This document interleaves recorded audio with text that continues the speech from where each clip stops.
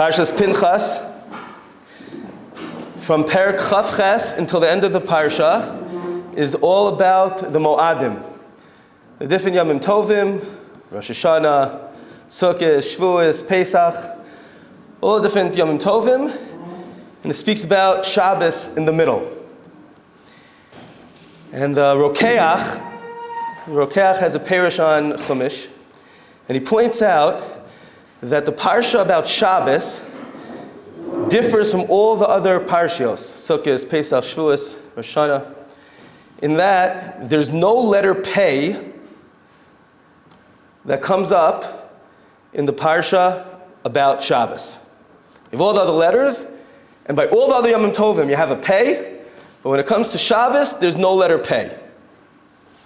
He points out that there's also no letter Pei back in Bereshis, in the Parsha Bad Vayechulu Hashemayim V'aretz V'chol Tzavam V'yichal Elokim B'yom HaShvi, when it talks about Shabbos, and that the world came to a rest. In all those pesukim that we say on Friday night, there's no letter Pei.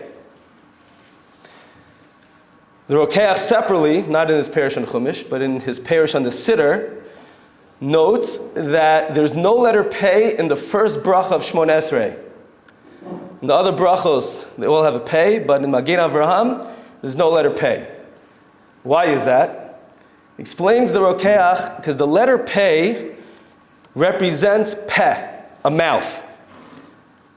It's the Hebrew word for a mouth, and it's symbolic of the mouth. So for example, this he doesn't say, but here's my show and tell. Okay, here's a copy of the letter Pei. Okay, now what's important about this letter Pei, this is the way it's written in a Sefer Torah. If anyone has ever paid attention when they got in Aliyah, this is the letter Pei. So the Mishabura writes that when you write a letter Pei inside a Sefer Torah, you have to write it in a way that the inside looks like a bet. Everyone sees that? Do you see a Pei or do you see a bet? You see both. Okay, so there's a Pei, but inside has to be bet. The Mishabura says it's not ma'akev, meaning if the sofer that's writing the Sefer Torah does not, jot out the white over there and fills this in over here, so it's still a kosher Sefer Torah, so you don't have to panic. But lechatchila, the way Sefer Torah is written, the Pei has to have a bet inside. Why is that? So one of the reasons that's given is because the Pei, the mouth, the Pei represents a mouth, the mouth outlines and delineates the bet. The bet means inside. Ani be cheder. Anytime you take the letter beis, right, it means I'm in something. So the Pei, the mouth, shows, outlines, reveals the bet, what's inside us. The more a person speaks and the more a person expresses themselves, you're able to understand what the person is really about. Right? A person could look a certain way on the outside, and they could show themselves off in a certain way, but it could be fake. The way to really get to know someone is you speak to them enough, and their inside becomes revealed. So the Pei, the mouth, reveals the inside. That's why Moshe Shapiro once explained that our lips are inside out. Right? The rest of our body has a certain color, skin color, and the inside of our body is a reddish color. But the lips are flipped inside out. We see the red out. Why? Because the mouth, the lips, reveal who we are inside. So that's the letter Pei. Says the Rokeach, since the letter Pei means the mouth, therefore when it comes to Shabbos, there is no Pei. Why? Because on Shabbos, we're supposed to refrain from certain ways of mundane speech. We're supposed to speak in a totally different way, and the way that we were speaking the entire week should disappear.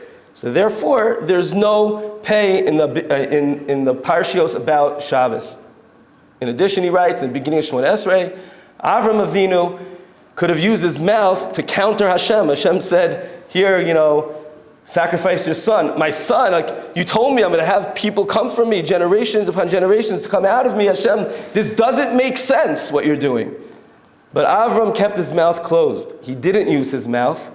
There was no Pei, and that's a schus that Avram has that we still benefit from to to this day, and therefore the pei is lacking, is missing in that bracha. But the pei doesn't just mean a mouth, but rather it means something a little bit deeper than that. And this, I have a Karsa Tov to Rabbi Elbaz, who showed me Rav Noigerchel, of Mordechai Noigerchel. He's an amazing Talmud Chacham and speaker, inspires thousands upon thousands of Jews today. And his commentary on the Maharal Be'er Agola, Perek Daled, he shares the following idea. He says, it's true, a pet is a mouth, like we know in Hebrew, but it really reflects an opening. Anything that's an opening to something deeper, to something inside, is symbolic in the letter pei. So for example, he says the following. Tefillah, davening, praying is the wrong translation of the word tefillah, but the root of the word tefillah, also related to this week's parsha, is palel. Pei, lamed, lamed. As in the pasuk says in Tehillim, this is what the Maharal says in Be'er Agola Perek Daled, that the pasuk says by Pinchas, in Perek Kufvav Lamed in Tehillim, it says Vayamod Pinchas Vayifalel. Pei lamed lamed is the root, is the verb of tefillah. What does that mean? What does pei lamed lamed mean?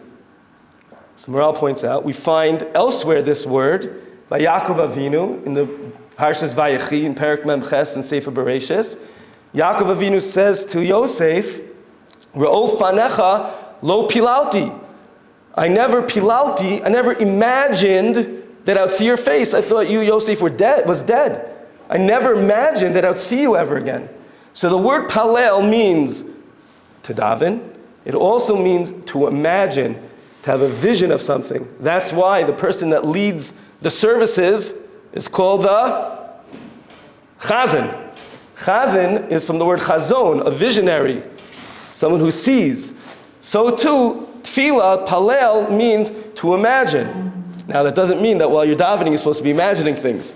No, that's not what it means. So what does it mean? So in fact, Rav Hirsch points out over there in that pasuk by Yaakov Avinu that we find the word palel also means judges, plilim. Like in Parshas Mishpatim, it says it has to go to the plilim. Plilim means a judge.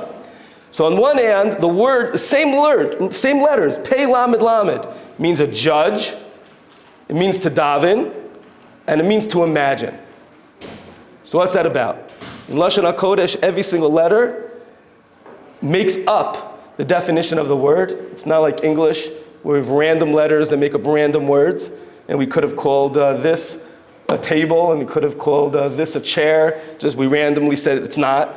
In Lashon HaKodesh, every letter is specific to the meaning of the word. So you can't have the same letters mean multiple words. So what's pei lamed lamed? To imagine, a judge, to daven.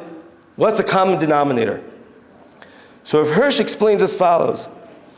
He says that tefillah really is about taking our values, taking our understanding of HaKadosh Baruch Hu, and integrating it into our consciousness, into our lives. When we go ahead and we daven, it's not that we're just asking Hashem for things and we're shooting out things towards Hashem, but through our tefillah and through us recognizing that everything we're asking about or praising Hashem for just allows us to appreciate who Hashem is and what's important in life, what's not important. Like Rishonim say, the earlier a bracha is in Shmona Esrei, that means the more important that need is. And that's why etah chonein, the bracha for our ability to think, to learn, to understand, that's the most important thing that's needed. It's more important than money, it's more important than health. If you have a healthy brain, that trumps everything.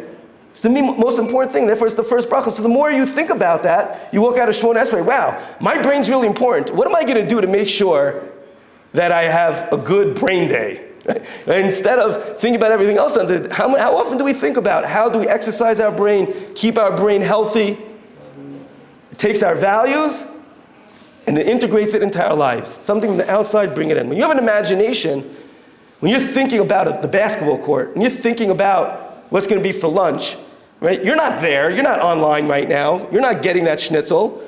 You're not playing ball right now. But all of a sudden, you're able to take something that doesn't exist, or it's gonna exist, and you bring it into your consciousness.